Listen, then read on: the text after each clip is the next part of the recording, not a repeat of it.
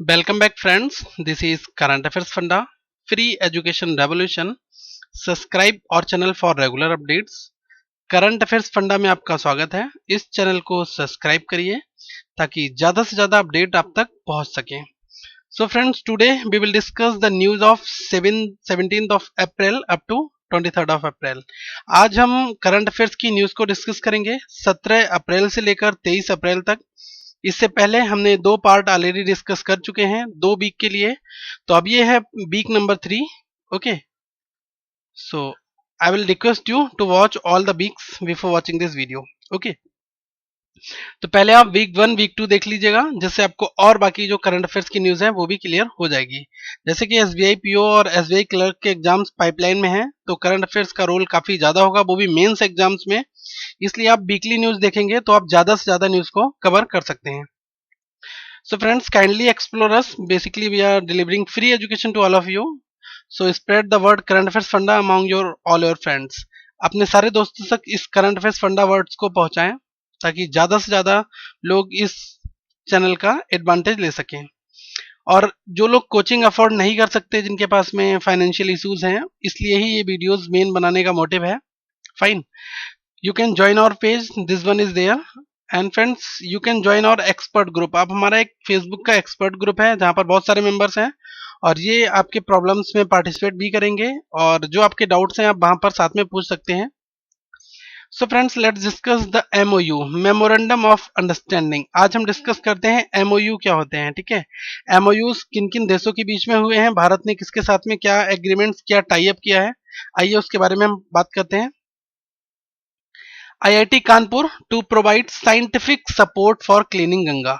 देखिए, गंगा की सफाई के लिए आईआईटी कानपुर के साथ में कोलैबोरेशन हुआ है।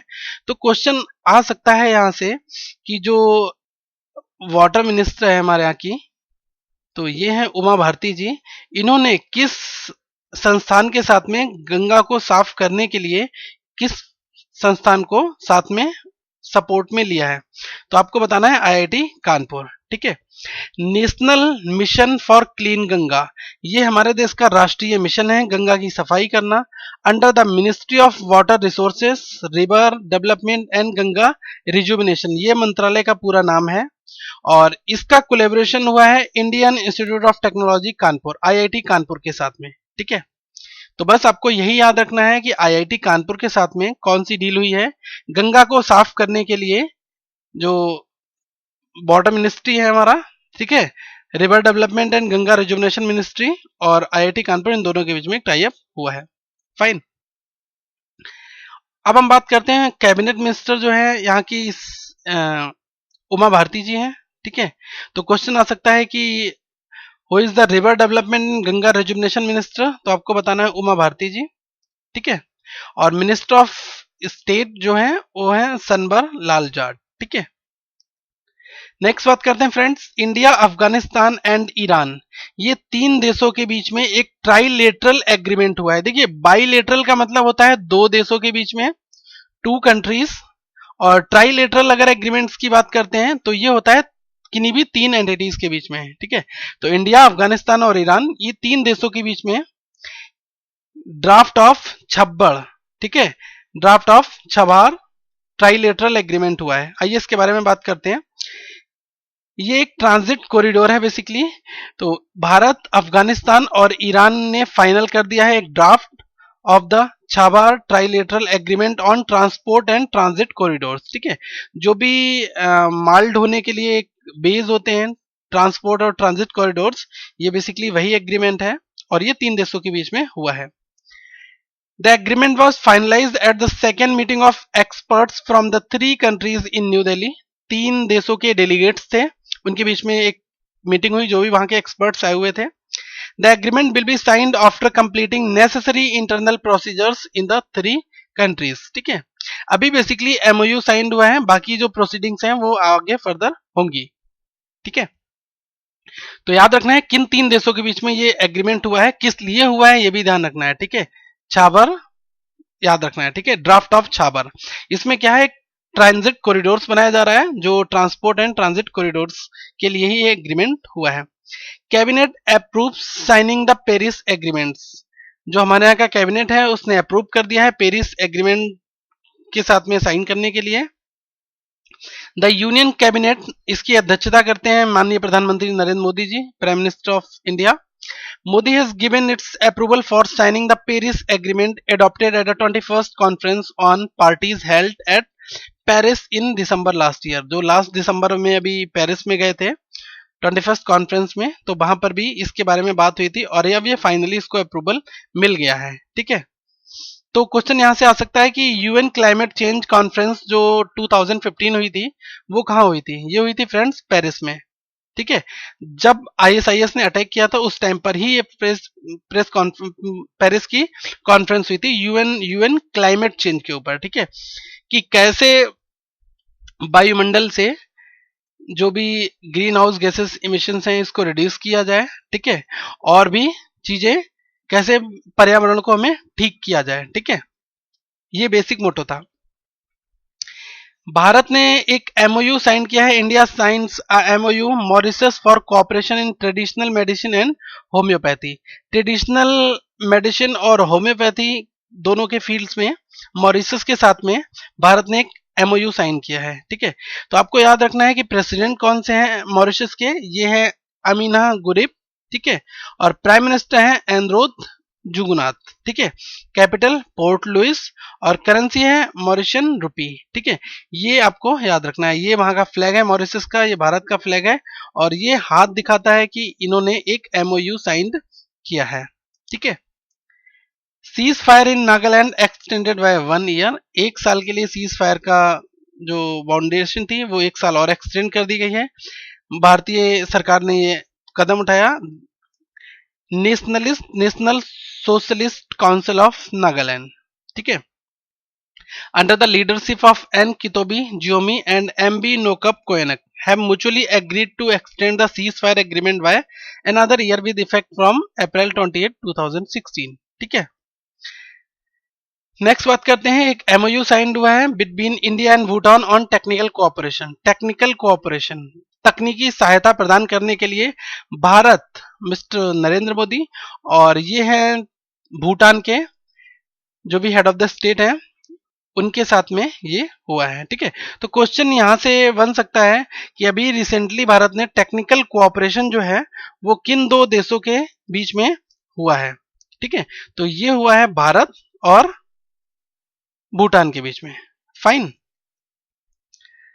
The Union Cabinet chaired by the Prime Minister Shri Narendra Modi has given the approval for signing of a memorandum of understanding between India and Bhutan on technical cooperation in the field of capacity building, benchmarking, bilateral exchange in infrastructure engineering। ठीक है, तो ये basically Bhutan और भारत के बीच में MOU हुआ है। तो इंपॉर्टेंट है, आपको पता होना चाहिए भूटान की कैपिटल क्या है। ये है थिम्फू। ठीक है, भूटान की कैपिटल जो है थिम्फू है और करेंसीज भूटान की क्या है? ये वहां पर चलता है भूटानीज नुगरतुलम इसको कहते हैं और इंडियन रुपी भी वहां पर चलता है। ठीक है, तो ये दोनों वहां की करेंसीज में काउंट होते हैं। फाइन।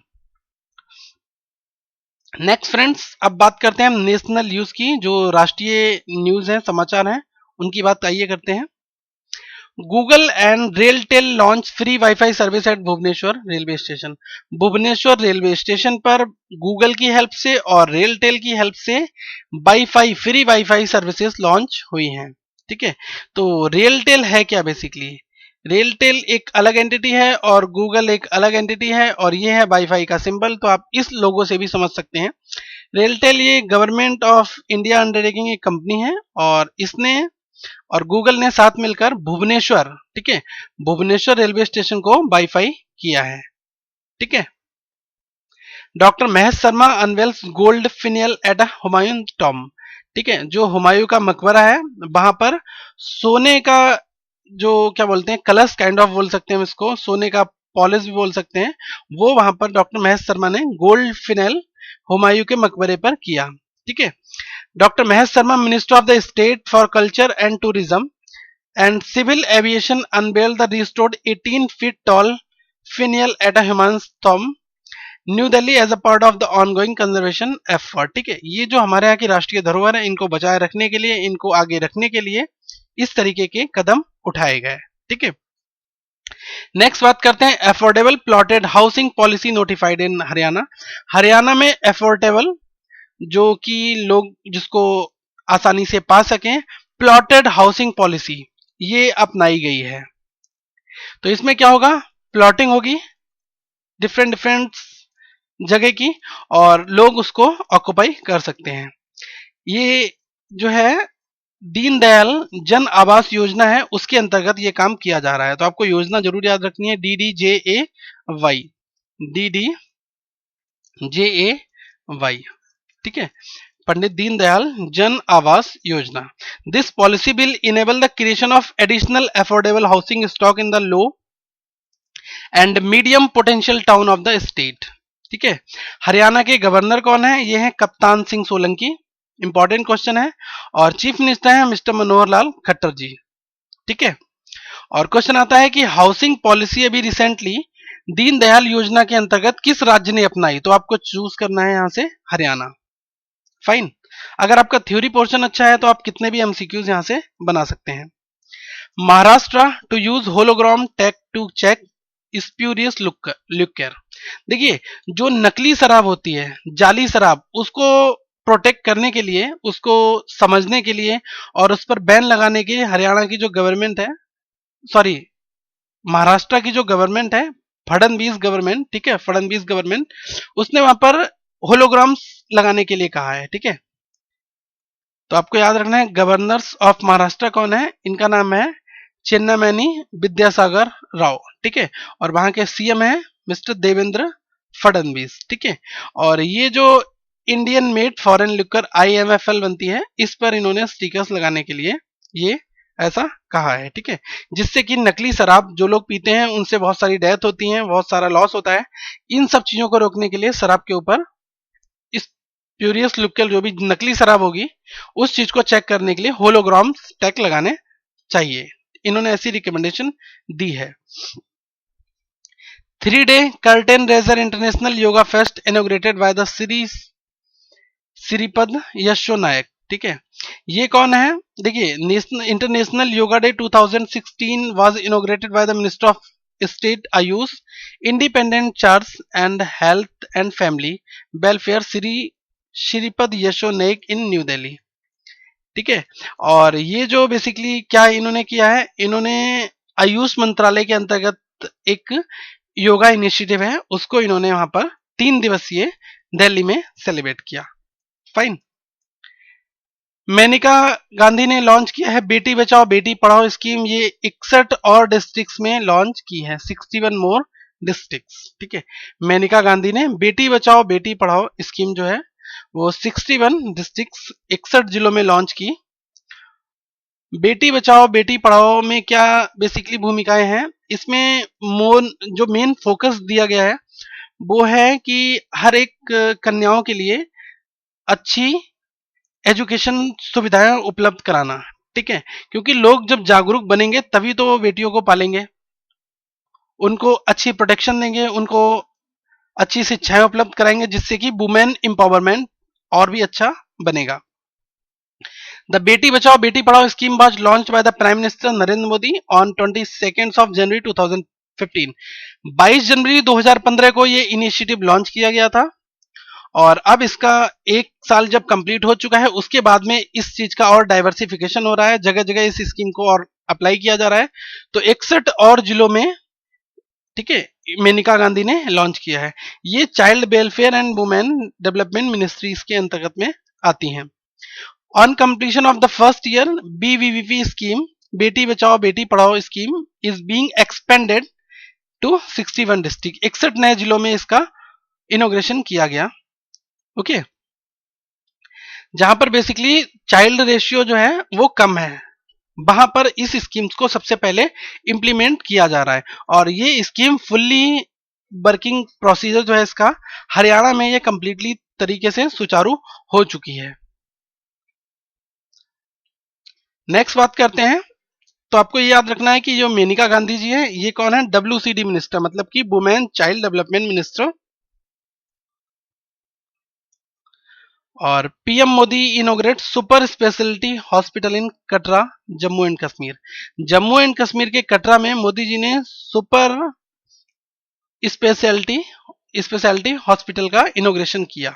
ठीक है, तो क्वेश्चन आ सकता है कि अभी रिसेंटली जम्मू एंड कश्मीर में कौन सा हॉस्पिटल इनोग्रेशन किया है, किसने किया? तो मोदी जी ने सुपर स्पेशलिटी हॉस्पिटल का इनोग्रेशन किया। Fine. Punjab CM Prakash Singh Badal distributes health insurance cards and approves ₹750 crore for road sector. तो देखिए, पंजाब के जो सीएम हैं आपको पता है प्रकाश सिंह बादल जी हैं अभी, और उन्होंने हेल्थ इंश्योरेंस, हेल्थ की अच्छी सुविधाएं उपलब्ध कराने के लिए 750 करोड़ रुपए, ठीक है, ये इन्होंने अनुदानिक रूप से इशू किए। Government of Punjab to begin the process of issuing pre active cashless farmers health insurance cards under Bhagat Puran Singh Sehat Bima Yojana in the maiden phase of projects. ठीक है, the cards which wear the emblem of united India insurance company entitled the holder of free of cost treatment up to ₹30,000। देखिए, जो भी किसान भाई हैं उनके लिए 30,000 रुपए तक का बेसिक अनुदान जो है, अगर वो उनका कोई भी उनको इंजरी हो जाती है या फिर कोई भी उनको प्रॉब्लम होती है, अगर वो हॉस्पिटलाइज होते हैं, तो फ्री ऑफ कॉस्ट 30,000 रुपए तक उनके लिए स्वास्थ्य सुविधाएं उपलब्ध कराई गई हैं। उसका उनको कंपनसेशन गवर्नमेंट ऑफ पंजाब की तरफ से मिलेगा। ठीक है, और ये जो स्कीम है ये किस कंपनी के थ्रू हो रही है? ये हो रही है UIIC, मतलब कि यूनाइटेड इंडिया इंश्योरेंस कंपनी जो है उसके द्वारा ये स्कीम मुहैया कराई जा रही है। ठीक है, क्वेश्चन आ सकता है कि पंजाब के गवर्नर कौन है? ये है मलिक मोहम्मद रफीक रजवाना, और चीफ मिनिस्टर हैं प्रकाश सिंह बादल जी।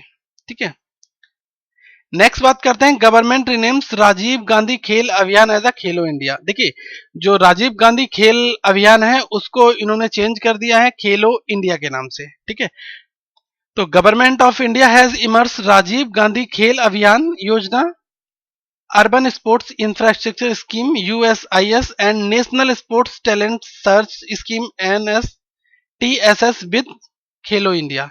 ये खेलो इंडिया के नाम से इन्होंने ये स्कीम को रीनेम कर दिया है। ठीक है, तो क्वेश्चन आ सकता है कि राजीव गांधी खेल अभियान योजना अभी रिसेंटली किस नाम से चेंज हुई है? तो ये हुई है खेलो इंडिया के नाम से।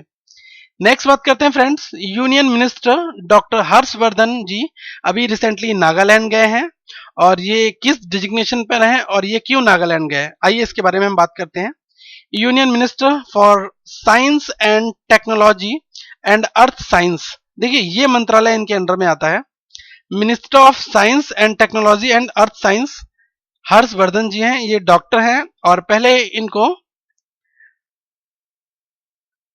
हेल्थ मिनिस्ट्री दिया गया था, लेकिन कुछ कंट्रोवर्सीज थी। एम्स के CBC जो CBO थे, चीफ विजिलेंस ऑफिसर, उन्होंने भ्रष्टाचार बहुत ज्यादा एम्स में उजागर किया था। इस वजह से उनका पोस्टिंग जो है कैंसिल कर दी गई थी, काफी कंट्रोवर्सी हुई थी। इस वजह से इनको स्थानांतरण करके इनको साइंस मिनिस्ट्री में डाल दिया गया।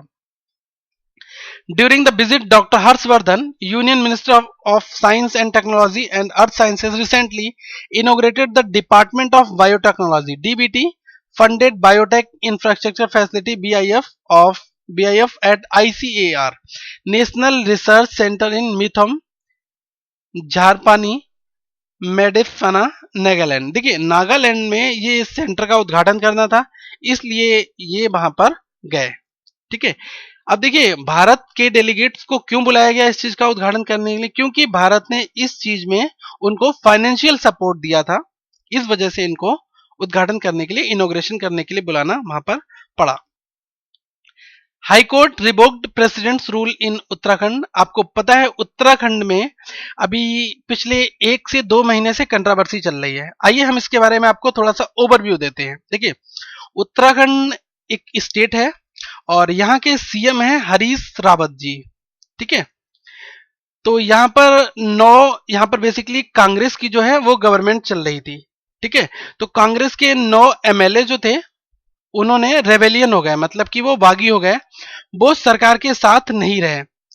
इस वजह से वहां पर सरकार जो है वो गिरने की नौबत आ गई। ठीक है, तो गवर्नमेंट ऑफ इंडिया है, केंद्र सरकार, इसने अपना इंटरवेंशन दिया और वहां पर प्रेसिडेंट रूल लगा दिया, राष्ट्रपति शासन। क्यों? क्योंकि वहां पर जब भी कोई भी गवर्नमेंट अगर मेजोरिटी में नहीं है, मिनॉरिटी में जब आ जाती है, तो वहां पर प्रेसिडेंट रूल लगाया जा सकता है। देखिए, प्रेसिडेंट रूल दो तरीके से इंपोज किया जा सकता है।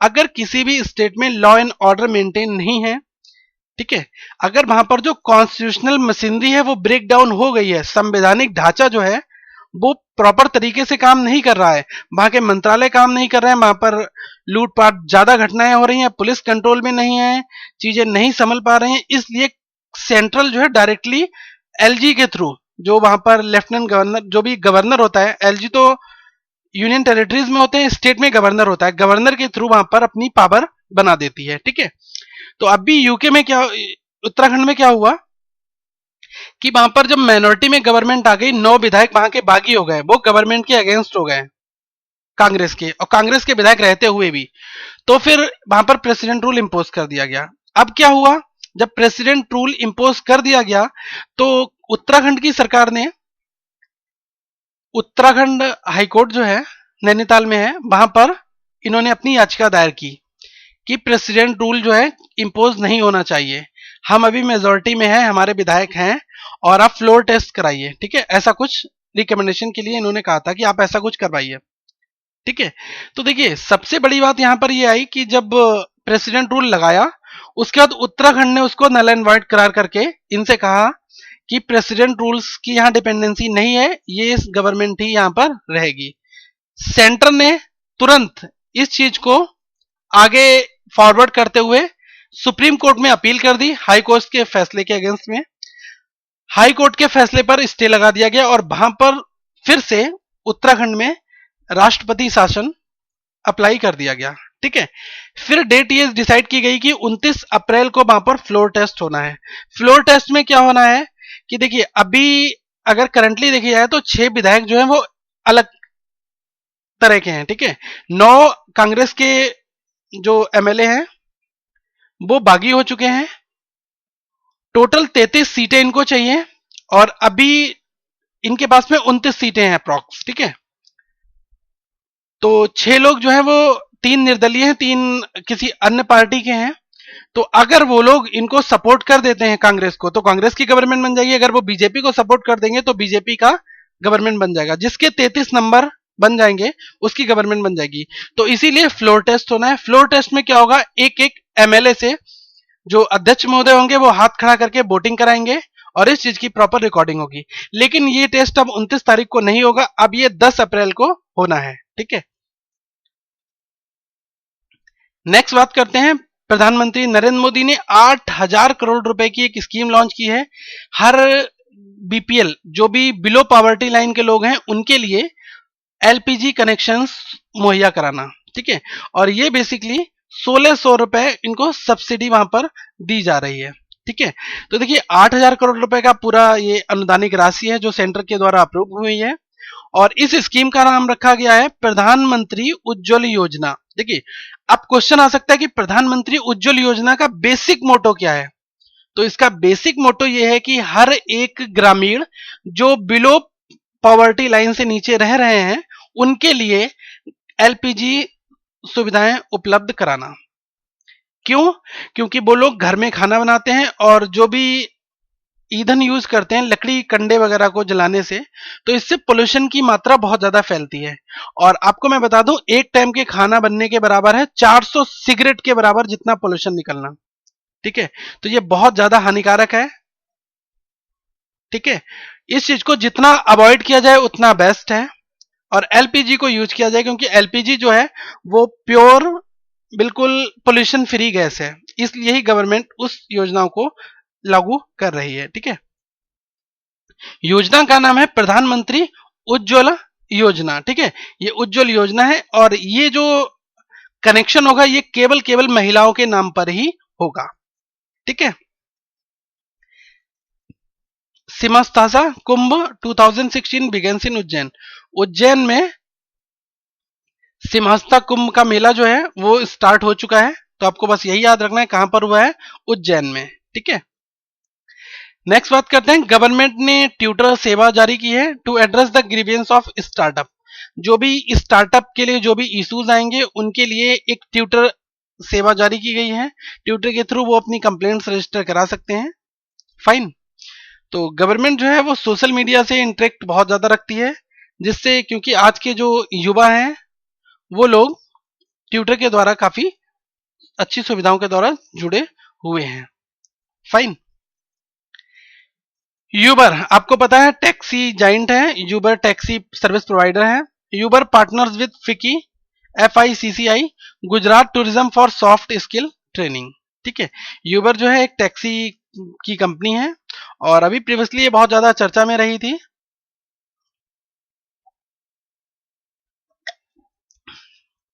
Uber has entered into a partnership with Gujarat tourism and FICCI in Ahmedabad city to facilitate training for Uber drivers partner। जो भी यूबर ड्राइवर पार्टनर्स हैं उनके लिए प्रॉपर ट्रेनिंग दी जाएगी और इसके लिए इन्होंने FICCI फिकी के साथ में पार्टनरशिप की है। ठीक है, the training is designed and conducted by the act driving and road safety education private limited on areas of a safe driving at interpersonal skills of the drivers in order to improve the overall rider experience in Gujarat. Gujarat में जो भी गाड़ी drivers चलाएंगे उनके लिए, Uber के जो drivers होंगे उनके लिए प्रॉपर अच्छी ट्रेनिंग दी जाएगी और वो फिकी के कोलैबोरेशन से ये पॉसिबल होने वाला है। ठीक है, नेक्स्ट बात करते हैं friends, ₹842 crore approved for the Karnataka, Pondicherry and Arunachal Pradesh. 842 crore रुपए कर्नाटका, पौंडीचेरी और अरुणाचल प्रदेश के लिए अप्रूव हुए हैं। ऐसा गवर्नमेंट ने सूखे के कारण किया है, ड्रॉट। ठीक है, पानी की कमी के कारण जब सूखा हो जाता है, ड्रॉट और फ्लड, जब बाढ़ आ जाती है, तो इन सब चीजों को स्टेबल करने के लिए गवर्नमेंट ने 3 राज्यों के लिए, कर्नाटक और union territory Pondicherry and Arunachal Pradesh state, तो इन 3 स्टेट और यूनियन टेरिटरीज को 842 करोड़ रुपीस दिए गए हैं। क्यों? क्योंकि यहाँ पर ड्रॉट एरियाज इफेक्टेड, बहुत ज्यादा ड्रॉट इफेक्टेड एरियाज हैं, ड्रॉट और फ्लड यहाँ पर बहुत ज्यादा आती रहती है। ठीक है, इस वजह से ऐसा हुआ है। Government to terminate 3 highways projects ₹3000 crore. 3000 crore की 3 परियोजनाओं को गवर्नमेंट ने कैंसिल कर दिया है due to the poor performance of developers. जो भी टेंडर जिनको इश्यू किया गया था उनकी परफॉर्मेंस अच्छी नहीं थी, तो इस वजह से union transport and highways ministry mister Nitin Gadkari ji, ये है रोड परिवहन मंत्री, इनको हम कह सकते हैं सेंट्रल में। ठीक है, तो ये basically union road transport and highways ministry, ये मंत्रालय इनके अंतर्गत आता है और इन्होंने 3 परियोजनाओं को कैंसिल कर दिया क्योंकि वहां पर स्लो स्पीड थी, काम बहुत स्लो प्रगति पर चल रहा था। द प्रोजेक्ट्स आर ररगौन जमशेदपुर हाईवे, ये था 1650 रुपए इसकी कीमत थी, 1650 करोड़ में ये प्रोजेक्ट बनना था। झारखंड रोहतक और जिंद के बीच में एक हाईवे बनना था 410 करोड़ रुपए से लागत से, और हरियाणा हरिद्वार देहरादून ये 1021 करोड़ रुपए। तो अप्रॉक्स टोटल 3000 करोड़ रुपए की परियोजनाओं को इन्होंने कैंसिल कर दिया। ठीक है, now friends let's discuss international news. अब हम कुछ इंटरनेशनल न्यूज के बारे में आइए डिस्कस करते हैं। Russia test fires Iskander tactical ballistic missile. देखिए, रसिया ने अभी रिसेंटली एक मिसाइल फायर की है जिसका नाम है इस्कैंडर टैक्टिकल बैलिस्टिक मिसाइल। तो बस आपको याद रखना है कि मिसाइल का क्या नाम है, किस कंट्री ने अभी फायर की है और इसकी मारक क्षमता कितनी है। ये बेसिकली डिस्टेंस कवर करेगी 500 kilometre and destroy missile and multiple launch rocket system. ठीक है, 500 किलोमीटर तक इसकी मारक क्षमता है। और रसिया की कैपिटल आपको पता है मॉस्को है और रसिया के प्राइम मिनिस्टर कौन है? Dmitry Medvedev. ठीक है, और मैं आपको एक चीज और बताना चाहूंगा, यहाँ पर रसिया के जो प्रेसिडेंट हैं, क्योंकि रसिया में प्रेसिडेंशियल रूल है और प्राइम मिनिस्टर जस्ट नाम मात्र के होते हैं वहां पर, तो प्रेसिडेंट है वहां के व्लादिमीर पुतिन। ठीक है, ये आप और याद कर लीजिएगा। बहुत फेमस पर्सनालिटी है, मोस्ट पावरफुल पर्सन है, वर्ल्ड में जाने जाते हैं अपनी ताकत के लिए, क्योंकि सैन्य ताकत बहुत ज्यादा है। जिस देश के पास सैन्य ताकत होती है वहां का हेड ऑफ द स्टेट जो भी होता है वो मोस्ट पावरफुल होता है, जैसे कि अमेरिका और रसिया। ठीक है। बर्ड हेरिटेज डे 18 अप्रैल को मनाया गया। विश्व धरोहर दिवस, जिसमें जो भी विश्व की धरोहर हैं इनको प्रोटेक्शन देना और ज्यादा से ज्यादा टूरिज्म को इसके साथ कनेक्ट करना, यही बेसिक मोटो होता है। IMF, International Monetary Fund, World Bank, United Nations and OECD form new group to stop tax erosion. ठीक है। टैक्स इरोजन को स्टॉप करने के लिए 4 से 5 संस्थाओं ने एक कदम उठाया है। The international Monetary fund IMF और वर्ल्ड बैंक, इन्होंने कहा है कि ये ग्रुप ज्वाइन करने जा रहे हैं forces with other international organisations to cooperate on tax issues and develop new tools and standard to halt tax based erosion and evasion। देखिए, टैक्स को और सुविधाजनक बनाना, इसमें चोरी ना हो, ज्यादा से ज्यादा लोग टैक्स पे करें और टैक्सेशन के सिस्टम को इंप्रूव करना, इसके रिगार्डिंग IMF और वर्ल्ड बैंक ने अपनी भूमिका निभाते हुए एक नए ग्रुप को फॉर्म करने के लिए ऐसा आश्वासन दिया है। ओके। ये बेसिकली एक टूल किट या एक ढांचे की तरह काम करेगा to help the developing countries implement measures developed under previous G20 OECD tax effort known as the base erosion and profit shifting project. देखिए, जो भी डेवलपिंग कंट्रीज हैं उनके लिए ये एक टूल किट की तरह काम करेगा। फाइन। अब आपको बस याद ये रखना है कि IMF के जो हेड हैं वो कौन है, वो है क्रिस्टीना लिगार्डे जी। ठीक है। और वर्ल्ड बैंक की बात की जाए तो ये हैं जिम योंग किम। ठीक है। अब मैं बात करता हूं यूनाइटेड नेशंस के जनरल सेक्रेटरी कौन है। ठीक है, ये हैं बान की मून जी। और OECD के सेक्रेटरी हैं एंजेल गुरिया। ठीक है। ये आप नाम बहुत फेमस हैं, इसलिए यहां से आपसे नाम पूछे जा सकते हैं, इसलिए आप इसको जरूर देख लें एक बार। 14th meeting of foreign ministers of India, Russia and China. देखिए, भारत, रसिया और चाइना, ये 3 जगह के फॉरेन मिनिस्टर्स की मीटिंग हुई है। कहां पर? मॉस्को में। ठीक है। और ये 14 नंबर की मीटिंग हुई है।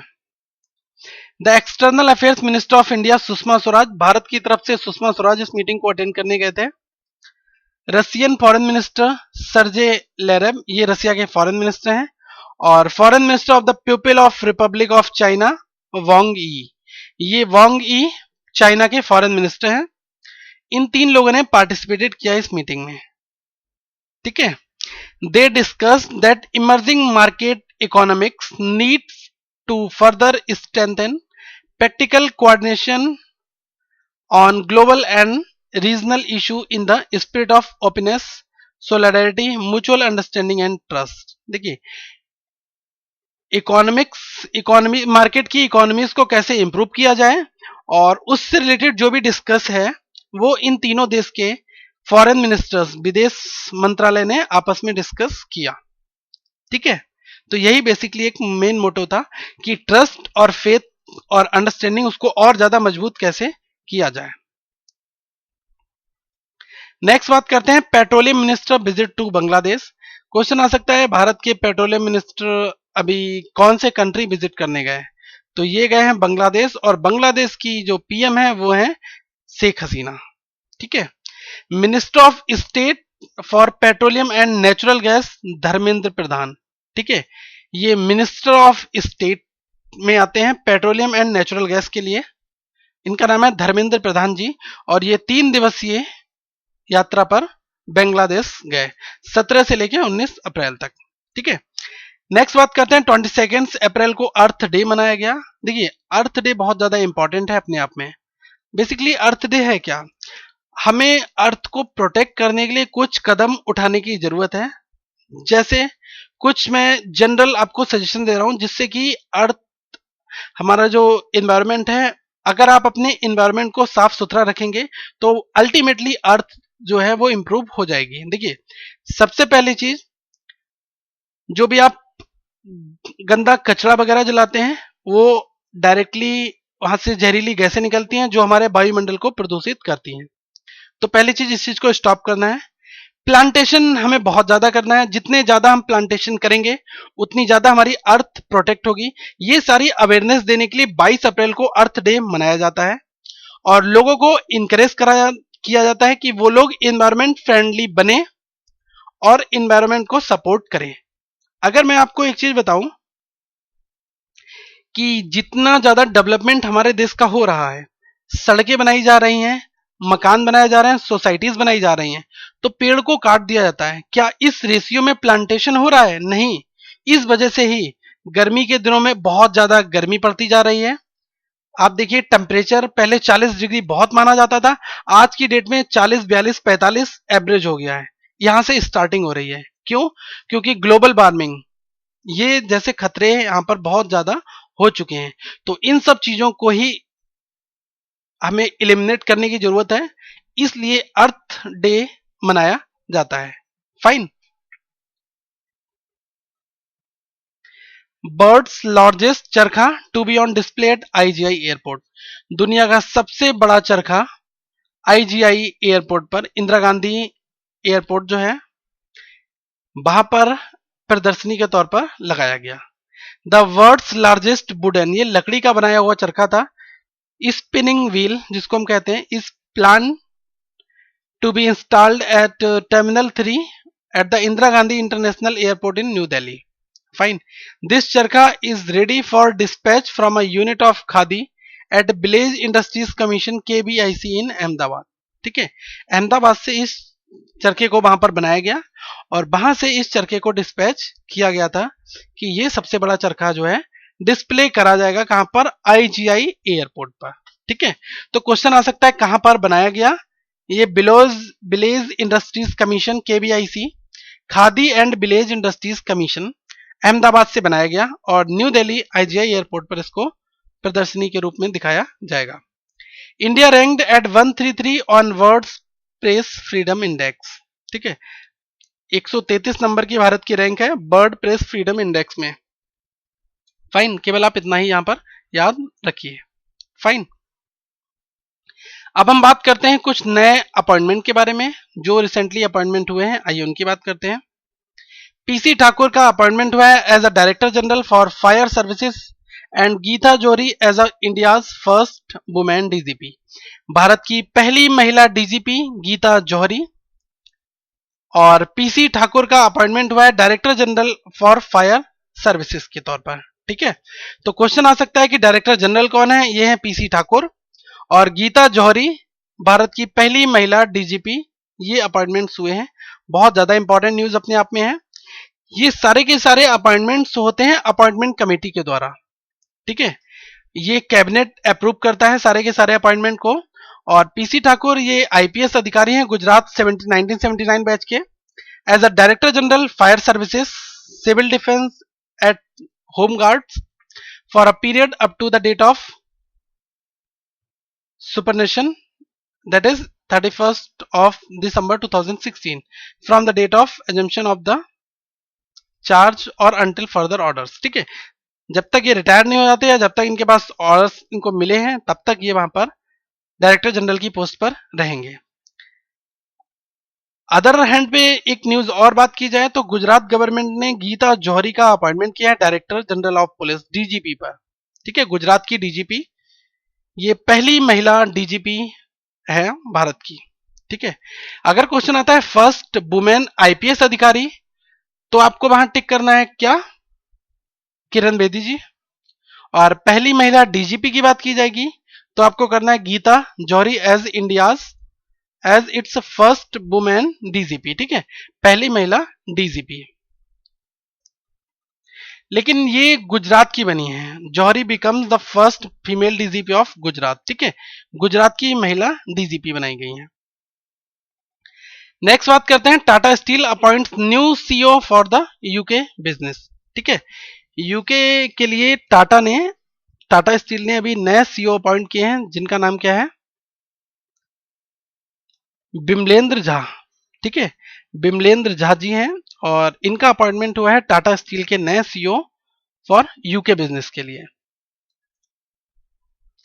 दीपक मिश्रा का अपॉइंटमेंट हुआ है सीआरपीएफ में एडीजी की पोस्ट पर, ठीक है, additional director general of CRPF.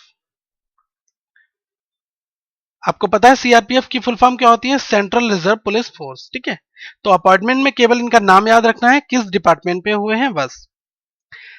Communist lawyers appoints new president prime minister, ठीक है, यहां से न्यूज बनने की संभावनाएं बहुत ज्यादा है।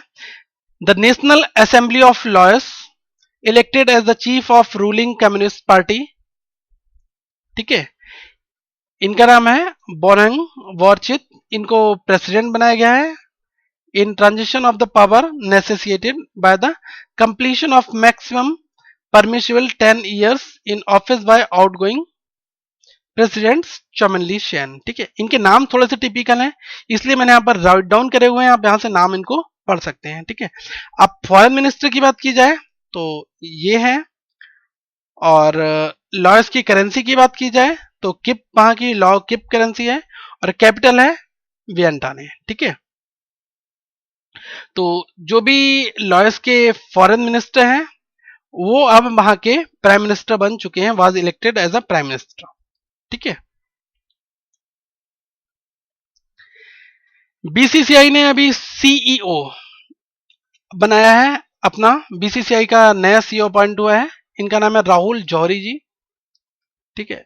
तो राहुल जौहरी जी का नाम याद रख लीजिएगा। और ये हैं बीसीसीआई के चेयरमैन शशांक मनोहर जी, और ये हैं बीसीसीआई के सेक्रेटरी अनुराग ठाकुर जी, ठीक है।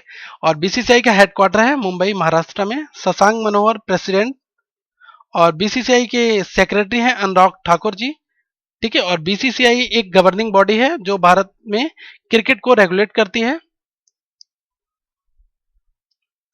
और इसने अपना नया सीईओ बनाया है, ये बनाया है राहुल जौहरी जी को, ठीक है। तो शशांक मनोहर कौन है? ये है प्रेसिडेंट, और ये है राहुल जौहरी जी सीईओ, और अनुराग ठाकुर जी, इनका नाम आप याद रख लीजिएगा, Anurag Thakur,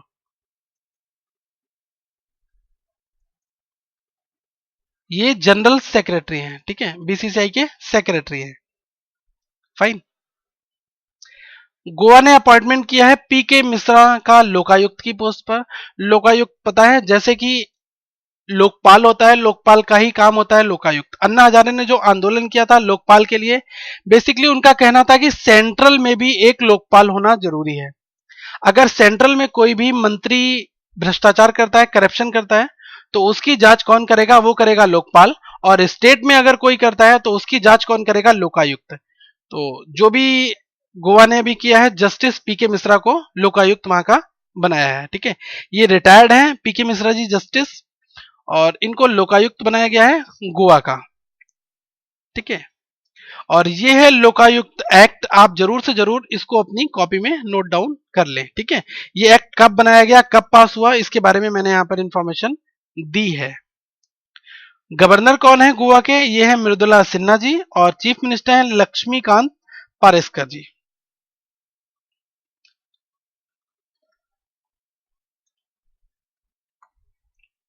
Saurabh Saurabh Agarwal of eastern charts join Aditya Birla group. देखिए, आदित्य बिरला ग्रुप को अभी सौरभ अग्रवाल जी ने ज्वाइन किया है, और ये कहां से बिलोंग करते हैं? ईस्टर्न चार्ट से, ठीक है। Saurabh Agarwal managing director, regional head of corporate finance, South Asia Standard Chartered Bank, will be joining Aditya Birla group as a their chief strategy officer, ठीक है। जसपाल बिंद्रा ने ज्वाइन किया है Centrum Capital Group as a executive chairman. ये हैं जसपाल बिंद्रा जी, और इन्होंने सेंट्रम कैपिटल ग्रुप को ज्वाइन किया है एज अ एग्जीक्यूटिव चेयरमैन के पोस्ट पर। Chadian president's address Debbie wins the 5th term, ठीक है, ये 5वीं टर्म लगातार जीते हैं। Chad's veteran leader address Deby has won a 5th term in office after taking more than 60% of the board in the first round of presidential poll, ठीक है। जो भी प्रेसिडेंशियल पोल्स हुए हैं, जो चुनाव हुए हैं, उसमें इन्होंने 60% से ज्यादा वोट्स जीतकर फिर से 5वीं लगातार बार फिर से ये प्रेसिडेंट वहां के बने। ठीक है। Bhupendra Kainthola appointed as FTI director. देखिए एफटीआई के डायरेक्टर अब कौन हो गए हैं? भूपेंद्र कैंथोला। ठीक है। ये एक इंडियन इंफॉर्मेशन सर्विसेज आईएएस की पोस्ट पर हैं और अब भूपेंद्र कैंथोला जी का अपॉइंटमेंट हुआ है एफटीआई के डायरेक्टर के तौर पर। तो देखिए गजेंद्र चौहान जी का काफी कंट्रोवर्शियल कार्यकाल था। स्टूडेंट्स जो भी film and television institute of India के स्टूडेंट्स थे उन्होंने इनका बहुत ज्यादा अपोज किया, गजेंद्र चौहान का। तो फाइनली अब इनको चेंज किया गया है। अब एफटीआई के डायरेक्टर जो हैं ये हैं भूपेंद्र कैंथोला जी। ठीक है। Central points rubber board chief, senior IAS officer A Ajith Kumar इनको अपॉइंट किया है Kerala based rubber board chairman. A post lying vacant for over a year ago, 1 साल से ये पोस्ट खाली थी। ठीक है।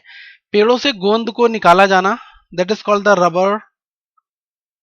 ठीक है। इनको रबर निकालते हैं, पेड़ों से जो गोंद निकाली जाती है उसके डिपार्टमेंट में जो भी चीफ होते हैं उन पर रबर बोर्ड चीफ पर अपॉइंट किया है एक सीनियर आईएएस अधिकारी को। ठीक है। फ्रेंड्स कुछ डिफेंस न्यूज हैं, इनको भी हम डिस्कस करते हैं। Indian army conducts Shatrujeet battle exercise in Rajasthan. ठीक है। भारतीय सेना ने शत्रुजीत शत्रुजीत बैटल एक्सरसाइज ये राजस्थान में कंडक्ट हुई। तो आपको याद रखना है कि शत्रुजीत बैटल एक्सरसाइज वो कहां पर कंडक्ट हुई? ये राजस्थान में कंडक्ट हुई। ठीक है। This time the exercise would culminate on 23rd of April and around 30,000 soldiers are participating in the exercise। 30,000 जवान इस एक्सरसाइज में पार्टिसिपेट कर रहे हैं। ठीक है। तो इस एक्सरसाइज का नाम बहुत ज्यादा इंपॉर्टेंट है, शत्रुजीत बैटल। ठीक है। India to purchase 145 M777 howitzers for $750 million. 750 million US dollar के साथ में भारत जो है 145 M77 हॉल्स खरीदेगा। ठीक है।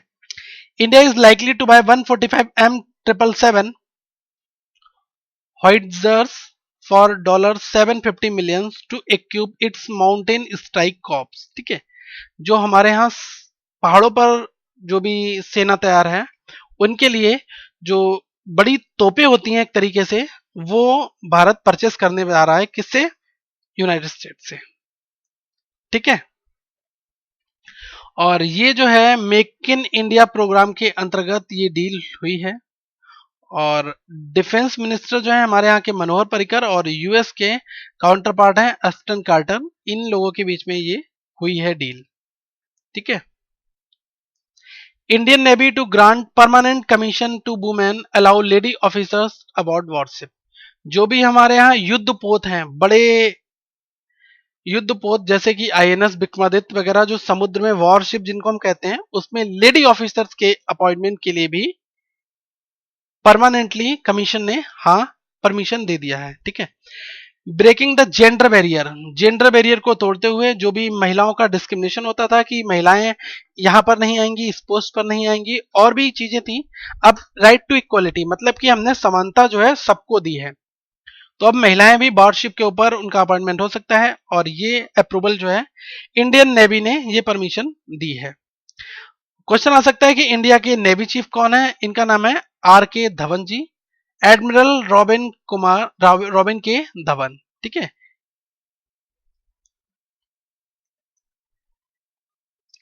Friends, some news related to the banking and economy, I will decode these news in our second part। Fine. तो ये न्यूज जो है मैं सेकंड पार्ट में डिस्कस करूंगा। Thank you.